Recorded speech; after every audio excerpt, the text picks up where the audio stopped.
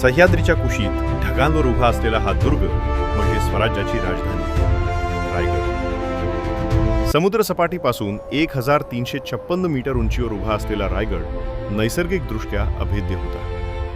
इतिहासात रायगड रायरी या नावाने ओळखला जात होता.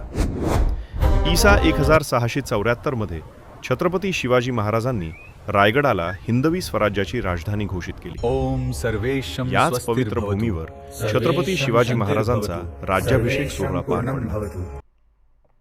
महादरवाजा, संध्याकाळनंतर बंद होणारा, शत्रूसाठी अडथळा ठरणारा प्रवेशद्वार.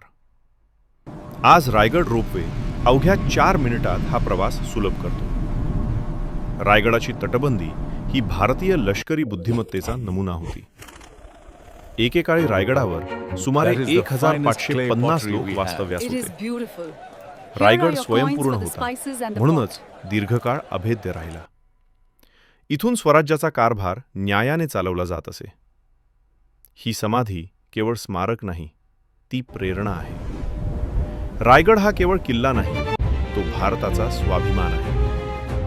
महाराज हे नवे